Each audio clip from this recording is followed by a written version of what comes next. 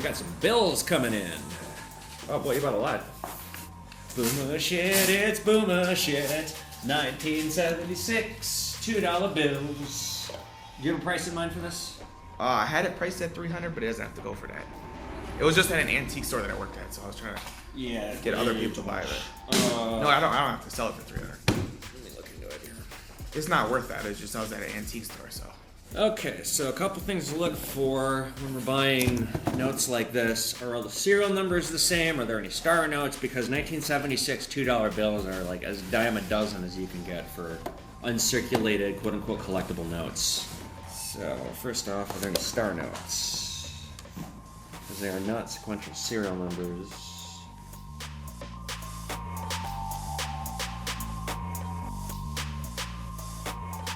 And if you got these graded, they wouldn't come back with great scores. They look like they're uncirculated, but somebody did this as an aftermarket deal. These are probably about uncirculated.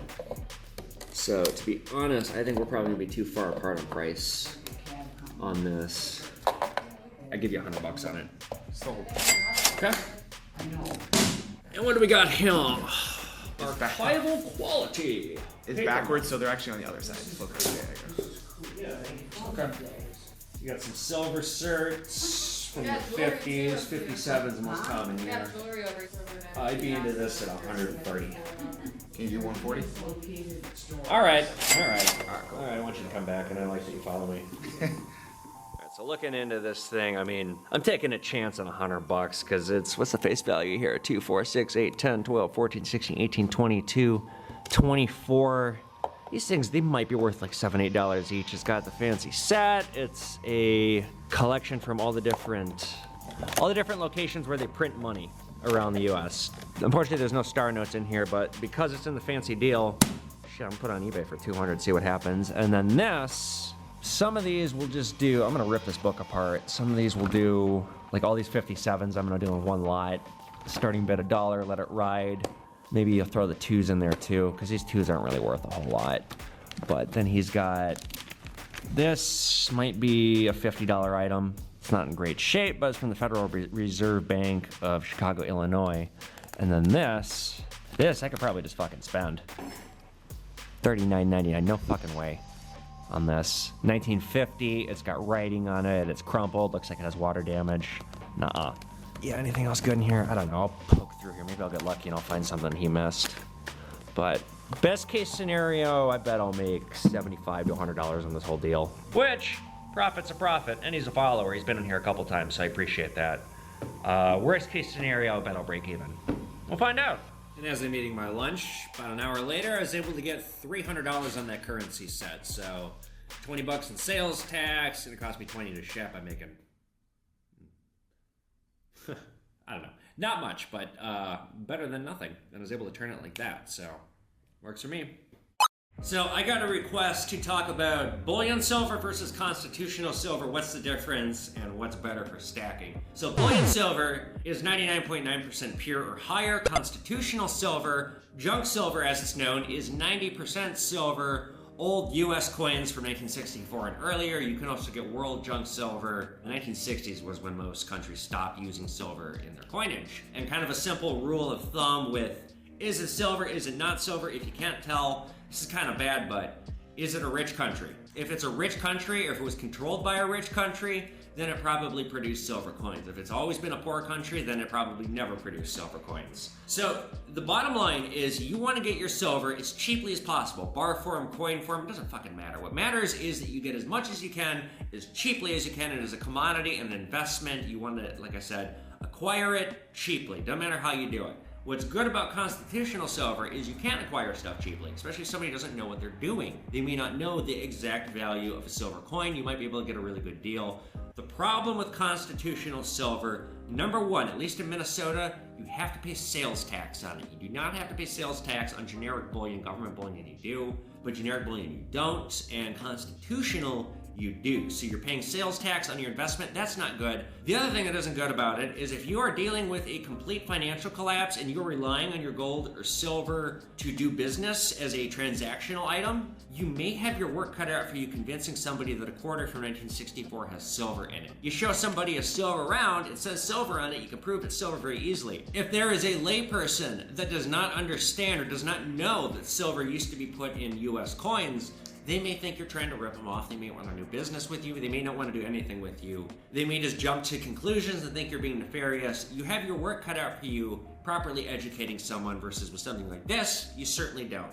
So for the tax reason and the convenience reason, I recommend staying away from constitutional silver. It's just not as desirable as bullion, and you get into more red tape gray areas with it. So for you, dear viewer at home, get bullion, don't get constitutional silver. Unless, and here's where it may be good to have both, having silver dimes is a convenient way to barter with somebody if you are trying to pay them in silver, because a silver dime is a tiny amount of silver, versus something like this has higher purchasing power. You know, when people buy gold, they say, should I get an ounce, should I get a 1/10 of an ounce, what should I do? It's good to get an ounce because you're getting it cheaper. The smaller the gold, the higher the premium. But if you're relying on that gold to pay somebody for something, paying an ounce of gold to somebody, that's a lot of purchasing power. That may be overkill for what you're trying to use it for. So like if you have a silver dime, you know, instead of giving them an ounce, that's 25 bucks, a silver dime, $2.50, smaller amount. Easier way to micro pay someone, to pay them in a smaller increment. But for all intents and purposes, dear viewer, I recommend you just get bullion. And get it from me, because I got the best prices on the internet. I do. It's a fact. It's in the Bible. Ugh. I just sold these. I got $75 for all these.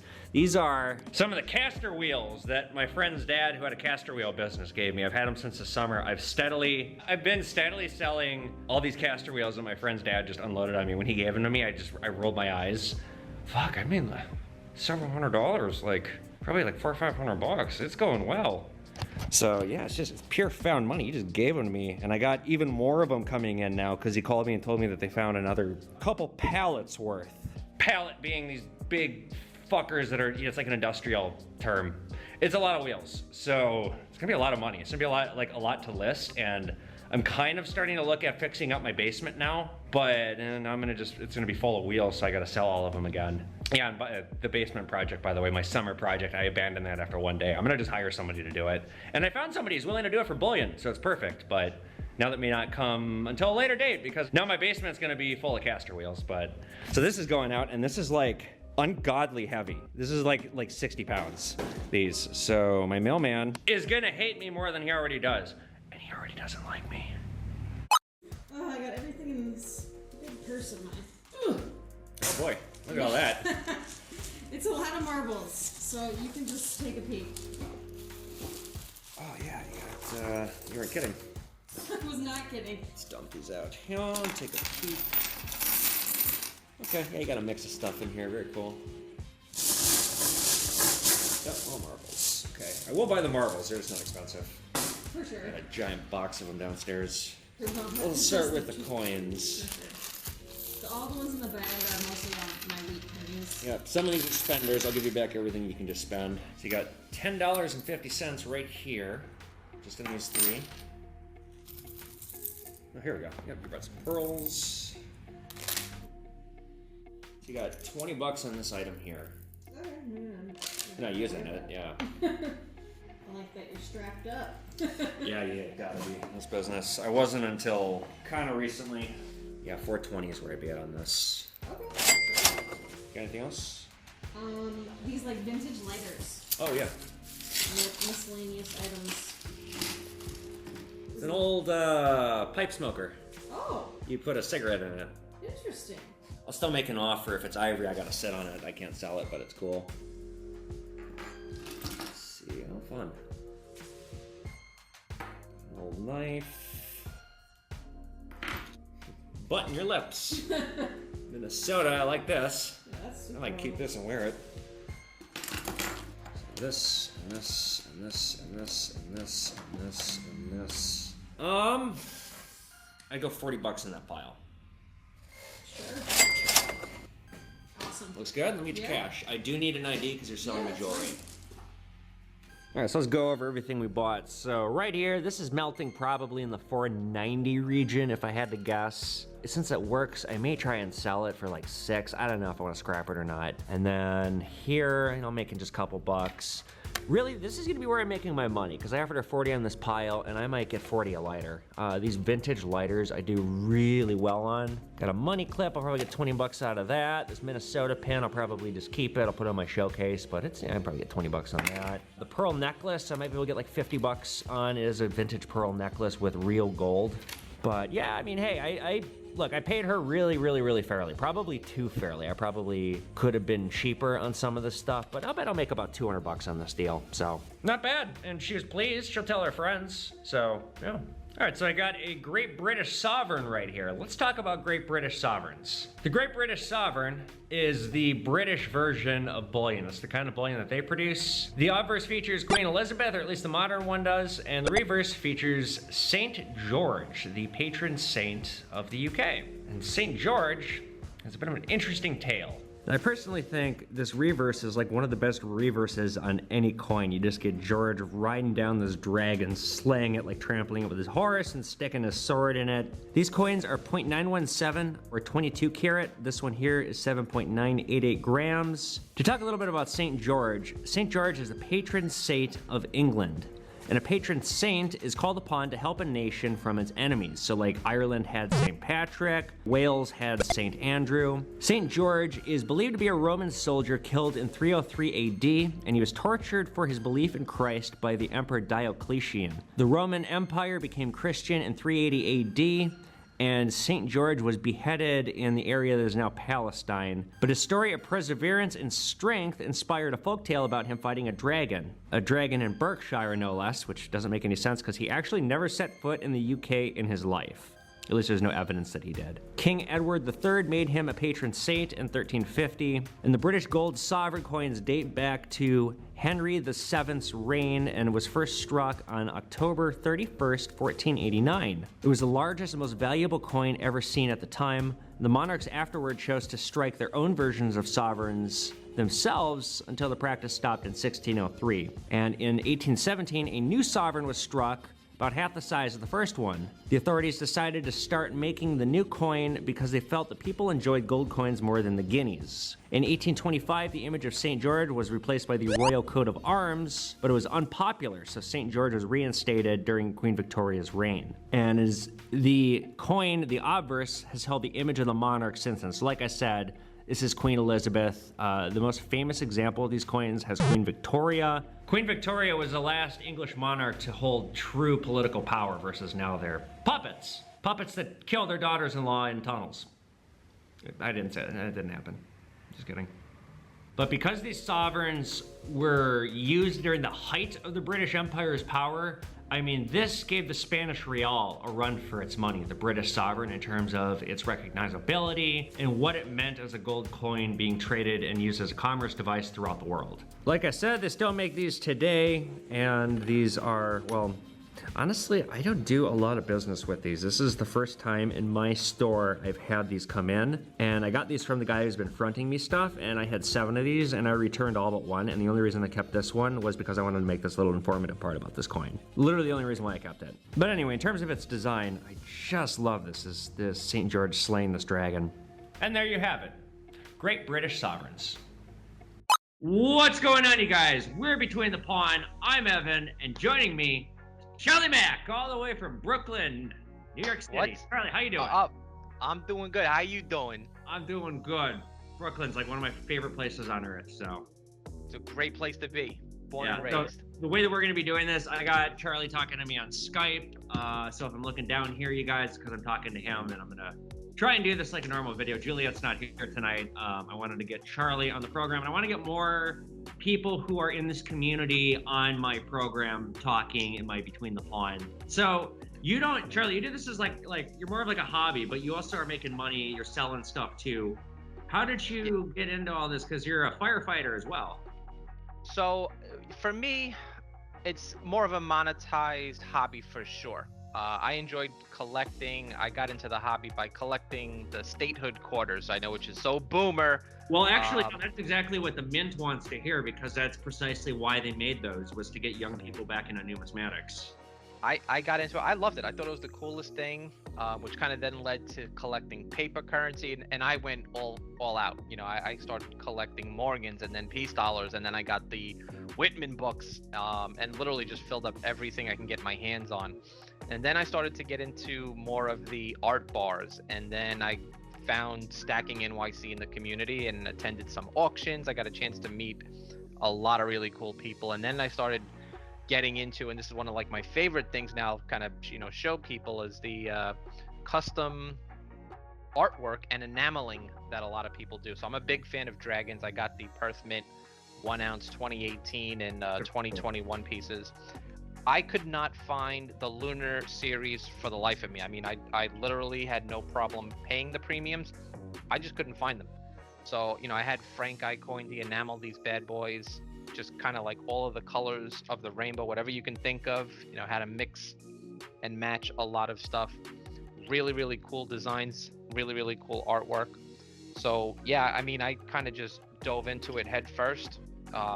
You know, I kind of had a budget set aside, but would blow through that budget like every single week. And then, you know, little by little, I just kind of understood the hobby a little bit more. What works as a sale, you know, if you want to sell stuff, got rid of a lot of the 90% silver, just kind of bought more and more throughout the years. Like I said, I kind of came at it at the hobby level, you know, as a collector, but little by little, you start to read and investigate and kind of look at the monetary system, the way that it was to what it is to what it might be. A little scary, you know, for what's to come. And I can only speculate. I keep getting people asking me, so what's going to happen next year? What's going to happen tomorrow? It's like, do you see fortune teller on the window? I don't know. Nothing good. I'll tell you that much. Nothing good. I dated a gypsy, and she would never tell me. Yeah. No, I hope that we can correct the global economy, but I don't think that we can, and a lot of economists agree with me. There's, for every dollar that's in the global economy, there's $5 of debt hanging behind it. Most experts say that can't even be fixed. So we just have to hit a global reset button, which would require global cooperation, which is not going to happen. Yep. On your free time when you're pursuing this, are you going to shows? How are you buying? Are you buying from other dealers online? Most of my purchases have been through Instagram and through some of the big dealers on the websites. Not a lot of local coin shows, but something I'm trying to work towards in the next year, because I also teach part-time at a local college, so I'm trying to bring that kind of back to the boroughs. Being in New York, you know, we have a lot of different pawn shops in the neighborhood, and we got our local guys on the corner that'll, you know, take care of you if you need it. But a lot of people don't understand that, you know, if you have a $100 item, you can't get $100 for it. You know, you've got to pay a certain price. You have overhead. And one of the other things that I've noticed, you know, not just from your videos, but other content as well, that a lot of the other shop owners, and many shop owners, are usually a little bit older and not as tech savvy. So they do lose out on a percentage of customers that they could possibly have. Yeah. There's a handful of people that I follow on YouTube. You know, your channel is definitely one of them. But there's a lot of guys that are international as well. They love just, you know, getting coins from all over the world. It seems like social media, you know, the TikTok, the Instagram, the YouTube auctions are kind of the way to go, especially with the pandemic and the lockdowns. You know, some people can't get out, they can't open up, or they're afraid to carry cash with them when they go to the stores. Right. So with that, Charlie, let's get into the questions, because I do have some viewer questions. That's what Awesome. you watch the show, you know that that's what Between the Pawn is. So, all right, first question coming in, and I guess I will just read it to you. Do you think that social media will have a positive effect on silver prices? Oh yeah, Definitely, absolutely. We're educating people about why this is important. We're getting them into the market. We're getting them spending money where they otherwise wouldn't. We're introducing an entirely new clientele into the precious metal market. So, yeah, I definitely would say yes. And you know, you just kind of touched on this as well. I'm actually surprised on how many younger stackers and sellers there are. I mean, there's a couple of people that I know, 14, 15, 16, are doing really big business. I mean, at that age, I was out, playing sports, playing video games, not even, caring about anything else in the world. But there's a whole new generation of stackers and sellers on there. And I think not just Instagram, but a lot of the other social media outlets help that as well. Question 2. Do you believe that we should pull portions of 401k to put into silver in hand? Oh, that is a great question. It's funny. I'm debating on doing it. It's not really 401k. I mean, for me, I'm in my mid 40s. I would probably just leave that alone, just because I don't know enough about that yet. But with the new tax codes for unrealized capital gains, I'm debating to just kind of pull my money. I don't know if I should or shouldn't. I'm not sure how up to date you are. Have you heard about this? Yeah, I've heard about it. It's at least with the cryptocurrency angle, it sounds insane. Yeah. So you have to pay taxes on profits that you haven't even realized. Yeah, it's like, what? Yeah, I gotta pay tax on money that I don't know that I have yet, may not yet, or maybe I'll just make a crazy amount. So it just seems like a sure way to, the little man. I don't want to get political, but Biden's kicking everybody out of his White House who's smoking pot. The biggest pot smoker, Janet Yellen, gets to keep her job. I'm sorry, but you are not sober if that comes out of your mouth. What a fucking batshit thing to say. You have to pay taxes on unrealized gains for, oh my God, that pissed me off. Question 3. If you could afford to, is it wise to buy, say, 5,000 worth of metals or a few hundred at a time? Just get it as cheaply as you can. If you can get a better price at 5K than 500, then go for the 5K. But don't over leverage if I can talk. Do not over leverage yourself ever. It's just always a bad idea. Yeah, I've fell victim to that, where I've overextended myself and then I wind up selling the shit that I just bought. Right. Yeah, no, I get people, I don't want to be rude about it, but I get people that want me to do layaway for them on precious metals, and it's like, if you can't afford this today, then don't buy it. Yeah. Okay, question 2, coming in from Josh K on YouTube. Josh is asking, can a proof coin still have minor damage when you get it? Like, if I have a proof coin and there's a minor scratch, is it still considered a proof? Love the videos. I've been watching since episode 3. Thank you, Josh. That's a good question, Josh. I've actually had a few proof coins that have come in all fucked up, dinged up, and I haven't got one recently, but I know a lot of people who have gotten either a Morgan or the peace dollar all banged up within the case as it's been shipped to them from the mint. Yeah, the difference between a proof 70 and a proof 69 might be a single hairline impression that you can't see with the naked eye. These coin grading services are so goddamn strict. If there's anything wrong with the coin, it's not going to be a 70, it's going to be a 69. 69 out of 70 means so damage is a loaded term with coins, because damage actually means a specific thing happened to it. So damage, really, for the sake of your question, pointing in weird ways here, isn't quite the right word. But, a 69 out of 70 means it got damaged and its score was reduced from 70 to 60. Because all coins start out of 70. And then whatever happens to them in their life from the moment they leave the die, the moment they leave the mint the conveyor belt even, is damage. Okay, question 3 coming in from Steve Vargas on YouTube. Steve asks, what are the limits of what your employees can buy? It's more of a question for me.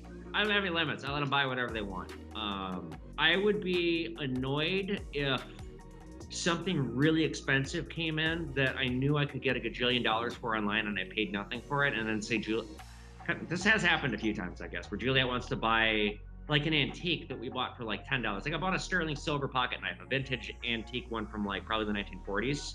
I paid $10 for it. I didn't even see that it was sterling. I was just buying stuff fast. So that's something that I could probably get 150 bucks on it, but Juliet wants to buy it. I told her 20 bucks, and that's fine to an extent. If it was going on all day, I'd probably make limits, but for right now, no. I let Juliet and my other guy, who you guys will never see here on YouTube because he wants to be anonymous, I let them buy whatever they want. Question 4 is coming in from Instagram from Chris Reiter. He says, question for your interview with CMAC. When a customer wants to sell you a modern collectible silver piece, do you take into consideration the collectible value, or is silver just silver? Oh, definitely collector value, I would think first, depending upon the piece, depending upon the condition. Me personally, like I said, there are times where I will pay more just for dragon stuff, which is, that's just me because I'm going to keep it in my deep stack or do something pretty cool with it. But for me, it's different because I am not running a business. I am a collector, which I'm pretty sure will be a little bit different for you, Right. Evan. No, I'm strictly running a business, and it depends. What do you want? I had a guy yesterday came in here at 20 buffaloes. I made a TikTok about it. I offered. He said, "What are you paying?" I said, "Well, I got 25.50 on the market price. So how much are you looking for?" He's like, "Well, usually, what's the market?" I said 25.50. So that'd be 510 for the tube.